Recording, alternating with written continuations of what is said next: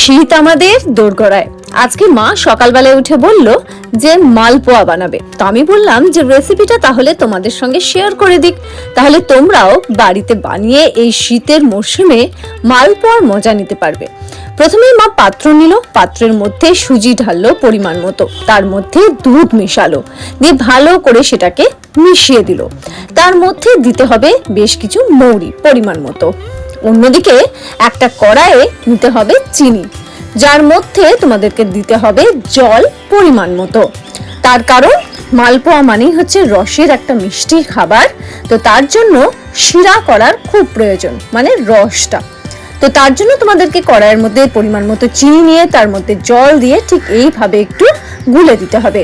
তারপরে তোমাদেরকে গ্যাস হোক, ওভেন হোক কিংবা ইন্ডাকশন হোক, সেটা চালিয়ে দিতে হবে।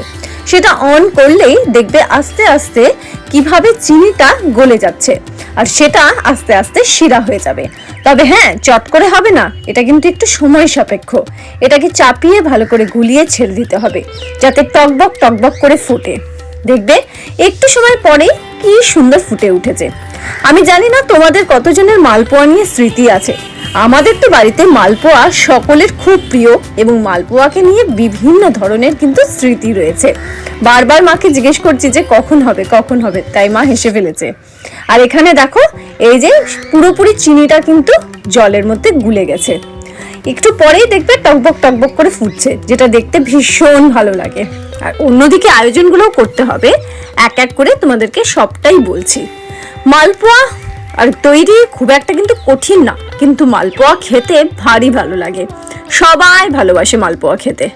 আর অন্যদিকে এবার আমরা এটাকে এইভাবেই মা দেখলাম ছেড়ে দিল, অন্য আয়োজনগুলো করলো। দেখো পাশেই দুটো বাটি রাখা রয়েছে, তা এই বাটির মধ্যে একটা বাটি তো খালি, আর একটা বাটি হচ্ছে সেই ব্যাটারটা যেটা মা গুলে রেখেছিল।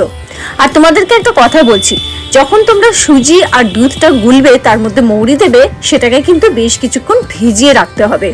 সেটা ভেজানোর পর 2 ঘন্টা আগে যদি ভেজাও বেশ ভালো হয়।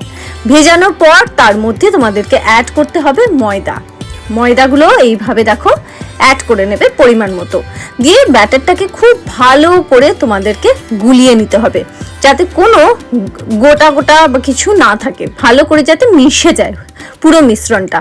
ব্যাটারটা যখন দেখবে যে ভালো করে মিশে যাচ্ছে, তখন খেয়াল রাখবে কোথাও আবার গোট গোট বেঁধে নেই তো। এইভাবে মা যেমন ভাবে ফেটাচ্ছে, সেভাবে ভালো করে তোমরা ফেটিয়ে নেবে।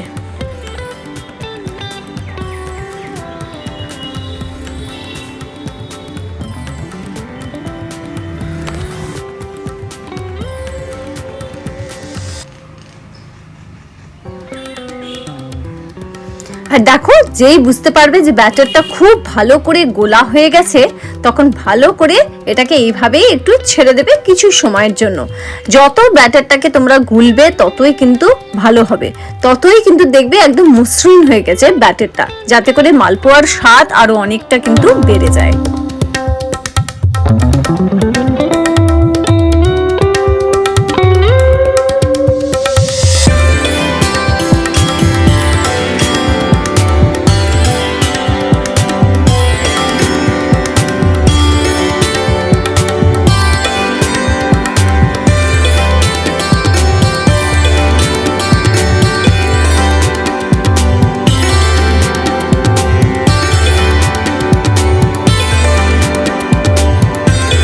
এবার শিরাটার মধ্যে তোমাদের দিয়ে দিতে হবে ছোট এলাচ, আর ছোট এলাচগুলোকে নিয়ে এইভাবে হাত দিয়ে ছাড়িয়ে পুরোটা শিরার মধ্যে দিয়ে দিতে হবে।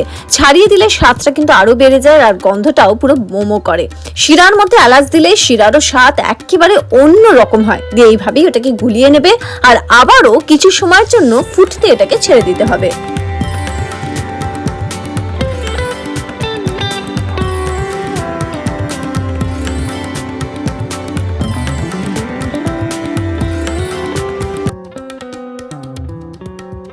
কিছুক্ষণ ফোটানোর পরে শিরাটা একদম তৈরি হয়ে গেছে। অন্য একটা পাত্রে শিরাটাকে এইভাবে রেখে দেবে, কারণ যখনই মালপোয়াগুলো ভাজা হবে, এটার মধ্যেই কিন্তু ছেড়ে দিতে হবে মালপোয়াগুলো, যাতে করে রস ভালো করে মালপোয়াতে ঢোকে।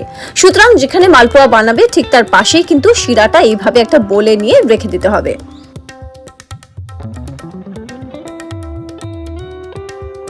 এরপরে আরেকটা তোমরা পাত্র নেবে, কড়াই নেবে, তার মধ্যে তেল ঢালবে। তেলটাকে খুব ভালো করে গরম করতে হবে, তা না হলে এর মধ্যে মালপোয়া বানানোর জন্য যখনই ব্যাটারটা দেওয়া হবে সেটা কিন্তু কড়াইতে লেগে যাবে।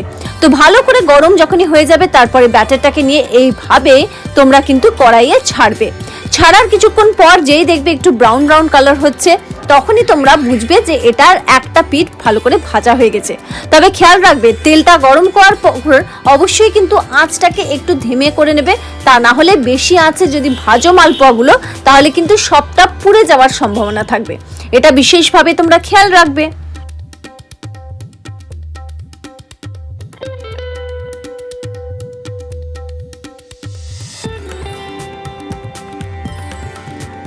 মালপোয়াগুলোকে ভালো করে ভাজবে, দুটো পিঠ যাতে ভালো করে ভাজা ভাজা হয় সেটা যেমন খেয়াল রাখবে, আবার খেয়াল রাখবে অতিরিক্ত আঁচে যেন মালপোয়াগুলো পুড়ে না যায়, তাহলে কিন্তু স্বাদটা একেবারে নষ্ট হয়ে যাবে। তেলটা গরম করার পর যখনই ব্যাটারগুলো তোমরা তেলের মধ্যে দেবে তখন খেয়াল রাখতে হবে যে তেলটার যেন যে আঁচটা সেটা দিয়ে যেন ভালো করে ভাজা হয়। কন্টিনিউ যদি তোমরা বেশি আঁচে ভেজে যাও মালপোয়াগুলো তাহলে কিন্তু পুড়ে যাওয়ার সম্ভাবনা থাকে, তাই বারবার বলছি আঁচটা কিন্তু ভালো করে খেয়াল করবে। আর এই দেখো আরেকটা মালপোয়া এখানে তৈরি হচ্ছে, যেটা হালকা হালকা এক পিঠ ব্রাউন হয়ে গেছে বোঝাই যাচ্ছে, তখনই সেটাকে পাল্টে দিতে হবে। এরকম ভাবে দুটো পিঠ ভালো করে ভাজতে হবে। ভাজা কতটা হয়েছে না হয়েছে এটা খেয়াল রাখবে। বারবার একটা কথা বলছি, তলা না লেগে যায়, পুড়ে না যায় সেটা কিন্তু খেয়াল রাখতে হবে। আর হ্যাঁ, মালপোয়া চাপিয়ে এদিক ওদিক যাবে না, কনস্ট্যান্ট কিন্তু সামনেই রাখবে। এই দেখো এটা ভাজা হয়ে গেছে, এবার দেওয়া হচ্ছে শিরার মধ্যে, সেই শিরাটা যেটা আমরা আগে বানিয়ে মা রেখে দিয়েছিল। এবার যতগুলো তোমরা খাবে সেই মতো ব্যাটারগুলো দিয়ে মালপোয়া ভেজে ভেজে তোমাদেরকে বানাতে হবে।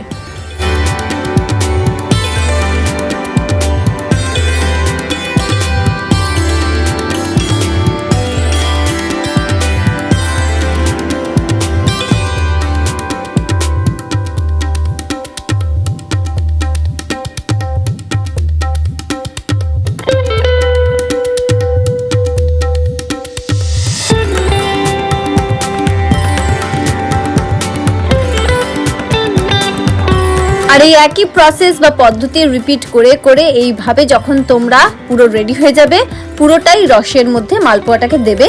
বেশ কিছুক্ষণ যতক্ষণ রাখবে রসের মধ্যে ডুবিয়ে ততটাই ভালো, রসগুলো ভালো করে ঢুকবে ভেতরে। আর এই দেখো আমাদের একদম ইয়াম্মি ইয়াম্মি মালপোয়া রেডি, সুস্বাদু মালপোয়া রেডি। এটাকে কিন্তু সব থেকে ভালো পার্ট হচ্ছে ফ্রিজে বেশ কিছুদিন তোমরা রেখে খেতে পারবে। যেভাবে রসের মিষ্টি থাকে ঠিক সেইভাবেই কিন্তু ফ্রিজে রেখে খাওয়া সম্ভব। আর যখন ঠান্ডা ঠান্ডা হয়ে যায় ফ্রিজে রাখার পর সেই মালপোয়ার স্বাদ আমার তো খুব ভালো লাগে। তো এইভাবে চটপট করে বাড়িতে তোমরা তৈরি করে নিতে পারবে নিমেষের মধ্যে। আর খুবই বাড়িতে থাকে সবকটা জিনিস মালপোয়া তৈরির, খুবই সহজেই কিন্তু যখন ইচ্ছে করবে মালপোয়া বানিয়ে নেবে, তাহলে দেখবে বাইরে থেকে মিষ্টি কিনে খেতে আর হচ্ছে না। আর মিষ্টি যদি না খেতে হয় তাহলে মালপোয়া বানিয়ে নিজের ঘরের মিষ্টির স্বাদ কিন্তু একেবারে অন্যরকম হয়। আর এইভাবেই তুলে তুলে বাটিতে রেখে সবাইকে সার্ভ করবে, দেখবে বাড়িতে প্রত্যেকে খেয়ে বলবে যে ভীষণ সুন্দর হয়েছে। তোমরা রেসিপিটা বানালে কি না আর কেমন বাড়ির লোকেরা খেলো অবশ্যই কমেন্ট করে আমাদের জানিও।